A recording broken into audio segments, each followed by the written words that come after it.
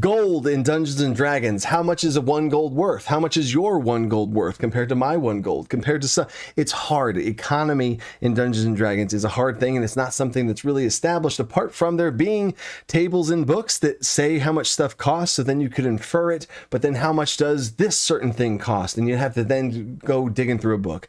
In general, something that I have in my mind, and I want to share with you guys, of the cost system to be able to approximate things on the fly and give some sort of, I love to do this, by the way, is when I watch D&D live streams and people say like, oh, how much does this cost? Like watching Critical Role or something. And I pause the stream, I'm like, how much would I charge for that? And I love playing that game. So to the point is, a copper piece is $1 in our very, very inflated economy right now. I treat a copper piece like $1. A silver piece is $10. Ooh, silver piece, $10. And you can probably see where I'm going with this one. A gold piece is $100. And that should be like, oh, like a piece of gold is a lot, right? And I think a lot of times in our games, we let the inflation extremely go and just absolutely run away with it. If you're at a bar and people are like, oh, I'm going to tip you a gold, whoa, that's crazy. And if you let that slip away, yes, if your economy becomes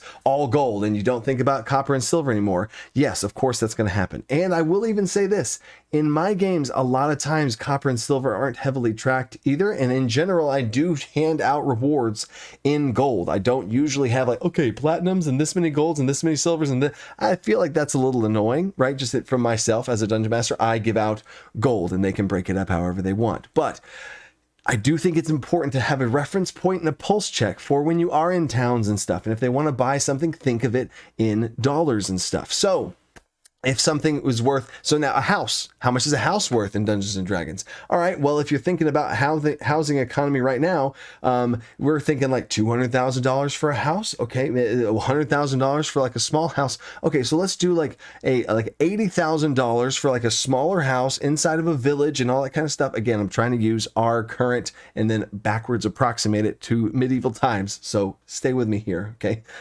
It's $80,000. Now, if gold is 100, here's a little math lesson for you, right? We're trying to get things to $1. So how much dollars would that be worth? So if we're saying $80,000, and that is how many copper pieces it would take, then you move the decimal place 1 from 80,000 to 8,000. That's how many silver it would be. And then move the decimal place from 8,000 one more time, it would be 800 gold. So 800 gold is a very small house. Cool. Awesome. All right. That feels fine. All right, great. And if we want to get a bigger house, so like nowadays, that would be like, let's say it's like a $300,000 house, move the decimal place twice, boop, boop, 3,000 gold, right? So now a house is 3,000 gold. Okay. So that's a very quick way on the fly. If somebody wants to buy something, somebody wants to get something and you're trying to think of it in gold, just think of it, how much dollars it would be, move the decimal place twice, and you're done. Time out. Do you want to take your D&D game to the next level? I have monthly homebrew resources and DM tools that I give my patrons each and every month to increase the creativity in front of their table and lower down that game prep time. These things are full of general resources you can apply to any game right now, and it has homebrew resources like enchanting, potion crafting systems, magic systems, things like lycanthropy. So I have the specific homebrew things covered and the general game stuff covered too. So check it out in the link down in the description.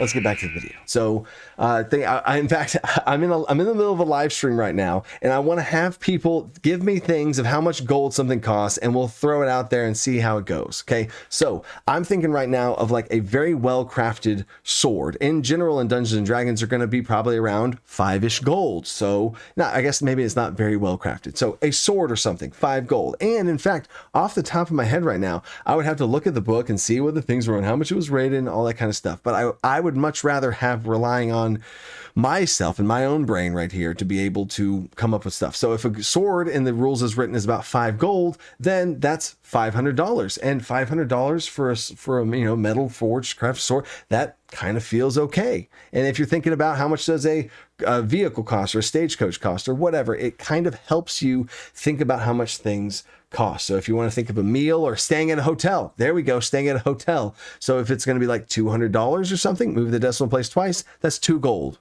per night. There you go. And if you're thinking about food, how much does food cost? Okay, how much does food cost? You got 5 people and they're all eating food. That's 3 times a day. So real quick math on that would be like each meal is going to be $10. There's 5 people. That's 50. 50 times 3 is 150. Okay, that would be 15 silver or 1.5 gold. See how I'm going with this? So first thing right off the bat in the chat I'm seeing is 2 to 5K for a good real handmade sword in real life. So 5,000 in real life for 5,000 for a very well handmade crafted sword. $5,000. Let's move that decimal place. 50 gold.